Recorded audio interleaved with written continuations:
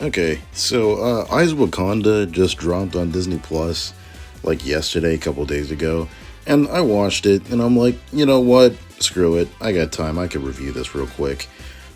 Short answer, it's pretty good. I like it.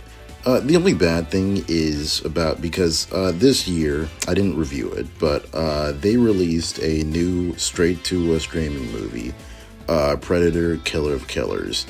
And I think that this is kind of like in the same vein of, they have like four stories of, like Wakandan soldiers throughout history. And it's kind of like the same premise with like, Killer of Killers and Predator. I think this is better than this, but my only problem is the fact that with these Disney Plus shows that are like, like only like 4 or 5 episodes, is the fact that at this point, just make them a movie. Like with Predator Killer of Killers, I'm like, you got four stories and then you end them all together in one big finale. And the same thing happens in this one. Because I'll just tell you right now, because I don't think you care that much. At the end of this show, they end with this like Terminator style time travel plot line to where if we don't do this one thing, then humanity is doomed. And I'm like, I think you could just make this a movie. You don't need to have 4 episodes. Like, I have a Letterboxd account here, all right? I'm trying to pump up these numbers. I need those movies. I need that money. But whatever. The point is, I think the show is pretty all right. I really do appreciate the style of the animation. I didn't think it looked that good whenever I saw the trailers, but I think actually just watching the show, I think I just kind of just gave more of a liking to it. I think the four stories themselves are pretty good. I think the weakest one is unfortunately the first one, sadly. Like I said, I do like the premise of this story being the fact that we have different stories of the Wakandan war dogs. And I think it gives greater context to Black Panther itself, the first movie, of how it shows how Killmonger and, those people like Killmonger's dad who are, like war dogs, they get to go out into the world. And I like the message of the fact that even though those missions, like they take a toll on people, and we get to see that, especially with the first episode. Even though it is the weakest, I think that one has the biggest parallels to Black Panther in the movie itself, with how the prince goes like, I get to go out here in the world and I get to see all the tragedies, and I want to I want to make it a better place. I want to fix things. But of course, just like Killmonger, they do it, they have good intentions, but do it for the wrong reasons and ways of going about it. I think my favorite episode of the bunch has to be episode 3. We do get to see like them actually like in Wakanda, because of course most of them take place like outside the city, like in different areas. But I like the fact that we get to see like the inside of the base. We get to see more of the people there. I like the fact that we get to have this guy that reminds me of Jeffrey from Fresh Prince. That's pretty cool.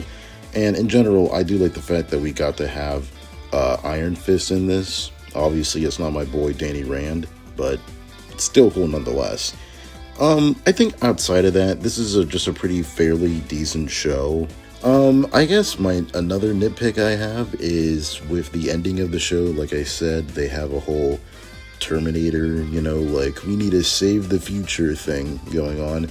And I like how they kind of retcon this to saying like how if it wasn't for Killmonger stealing this one piece of Wakandan vibranium, then Wakanda would have never integrated with the world, and we're all doomed to die. We need to fix the timeline. We gotta go back in time to the first Thanksgiving to get turkeys off the menu.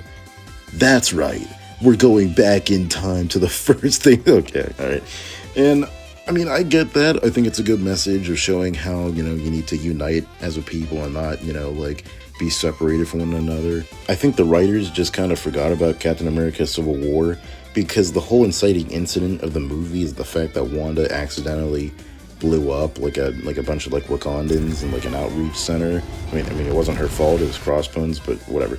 The point is the fact that they were already like out in the world, just not to the extent that they are now.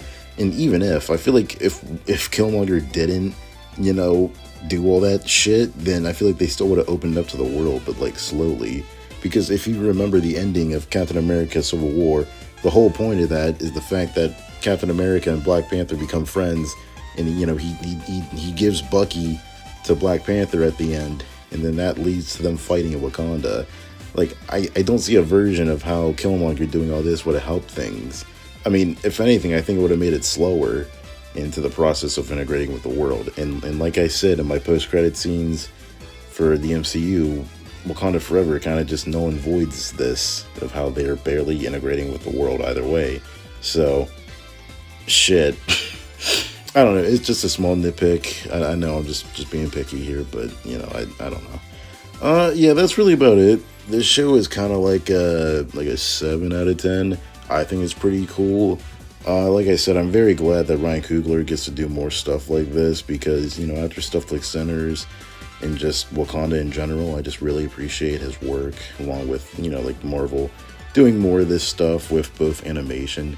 Because I will admit, as much flack Marvel gets nowadays with like their movies being subpar, up until recently with Thunderbolts and Fantastic Four, their animation has really been on point. I didn't do a review of it, but Friendly Neighborhood Spider-Man was pretty good. Of course, I loved X-Men 97. And you know what? Hopefully they just do more projects like this to where they just have fun and just do fun animations. Because, you know what? Why not? You know, just have fun with it. Next time making a movie, I need those letterbox reviews. I need them in. Alright, that's really about it. Don't forget to comment, like, and subscribe. If you have seen the show, tell me what you think. And that's about it. See ya.